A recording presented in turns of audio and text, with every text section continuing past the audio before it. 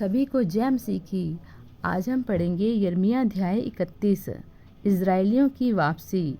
उन दिनों में मैं सारे इज़राइली कुलों का परमेश्वर ठहरूंगा और वे मेरी प्रजा ठहरेंगे। यहोवा की यही वाणी है। यहोवा यूँ कहता है, जो प्रजा तलवार से बच निकली उन पर जंगल में अनुग्रह हुआ। मैं इज़राइल को विश्राम देने के लिए तैयार हुआ। यहोवा ने मुझे दूर से दर्शन देकर कहा, मैं तुझसे सदा प्रेम रखता आया हूँ, इस कारण मैंने तुझ पर अपनी करुणा बनाए रखी है। हे इज़राइली कुमारी कन्या, मैं तुझे फिर बसाऊंगा। वहाँ तू फिर श्रृंगार करके डफ बजाने लगेगी और आनंद करने वालों के बीच में नाचती हुई निकलेगी। तू शिमरोन के पहाड़ों पर अंगूर की बारियां फिर लगाएगी और जो उन्हें लगाएंगे वे उनके फल भी खाने पाएंगे, क्योंकि ऐसा दिन आएगा जिसमें एप्रैम के पहाड़ी देश के पहरुए पुकारेंगे, उठो, हम अपने परमेश्वर यहोवा के पास सिय्योन को चलें। क्योंकि यहोवा यूँ कहता है, याकूब के कारण आनंद से जय जयकार करो। जातियों में जो श्रेष्ठ है उनके लिए ऊंचे शब्द से स्तुति करो और कहो, हे यहोवा, अपनी प्रजा इज़राइल के बचे हुए लोगों का भी उद्धार कर।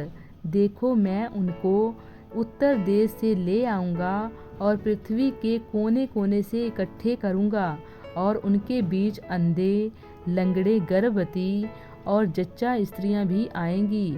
एक बड़ी मंडली यहाँ लौट आएगी।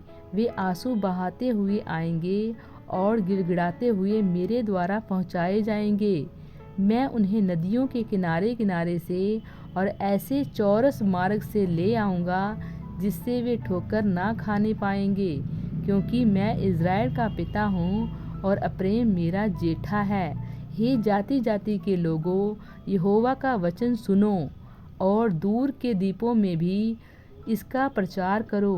कहो, जिसने इज़राइलियों को तितर बितर किया था वही उन्हें इकट्ठे भी करेगा और उनकी ऐसी रक्षा करेगा जैसी चरवाहा अपने झुंड की करता है।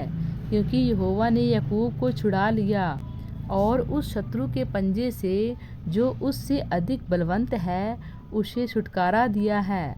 इसलिए वे सिय्योन की चोटी पर आकर जय जयकार करेंगे और यहोवा से अनाज, नया दाखमधु, टटका तेल, भेड़ बकरियां और गाय बैलों के बच्चे आदि उत्तम उत्तम दाने पाने के लिए ताता बांध कर चलेंगे, और उनका प्राण सींची हुई बारी के समान होगा और वे फिर कभी उदास ना होंगे। उस समय उनकी कुमारियां नाचती हुई हर्ष करेंगी और जवान और बूढ़े एक संग आनंद करेंगे, क्योंकि मैं उनके शोक को दूर करके उन्हें आनंदित करूंगा।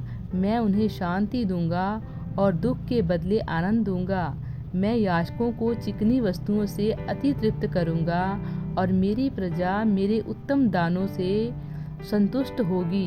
यहोवा की यही वाणी है। इज़राइल पर परमेश्वर की दया।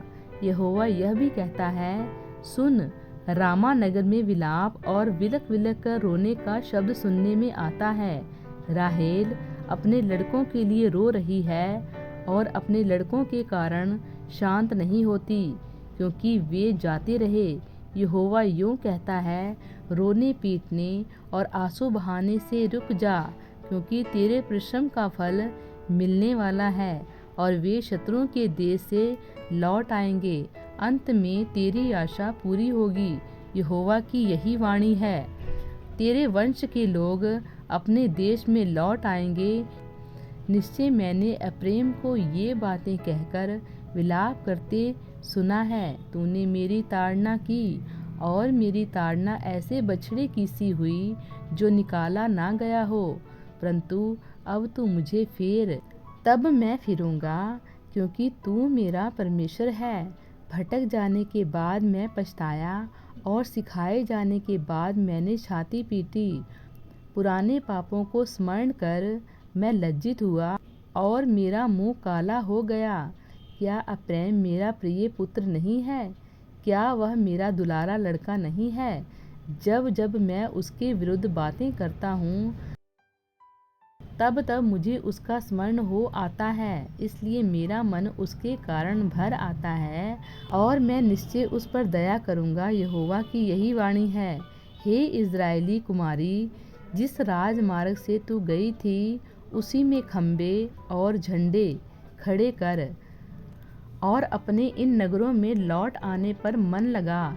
हे भटकने वाली कन्या, तू कब तक इधर उधर फिरती रहेगी? यहोवा की एक नई सृष्टि पृथ्वी पर प्रकट होगी, अर्थात नारी पुरुष की रक्षा करेगी।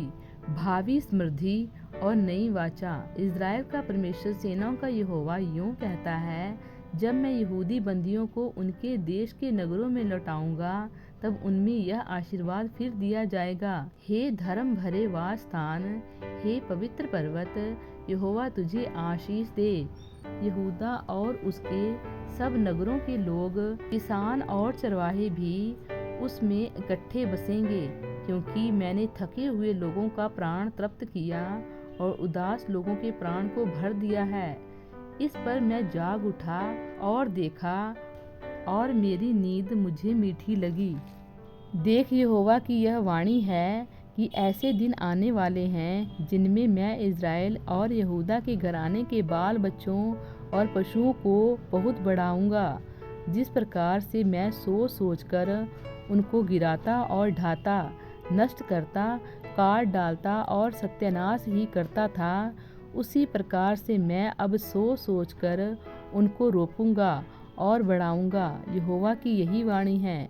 उन दिनों में वे फिर न कहेंगे, पुरखा लोगों ने तो जंगली दाख खाई, परंतु उनके वंश के दांत खट्टे हो गए हैं। क्योंकि जो कोई जंगली दाख खाए उसी के दांत खट्टे हो जाएंगे और हर एक मनुष्य अपने ही अधर्म के कारण मारा जाएगा। फिर यहोवा की यह भी वाणी है, सुन, ऐसे दिन आने वाले हैं जब मैं इज़राइल और यहूदा के घराने से नई वाचा बांधूंगा। वह उस वाचा के समान ना होगी जो मैंने उनके पुरखाओं से उस समय बांधी थी, जब मैं उनका हाथ पकड़कर उन्हें मिस्र देश से निकाल लाया। क्योंकि यद्यपि मैं उनका पति था, तो भी उन्होंने मेरी वह वाचा तोड़ डाली।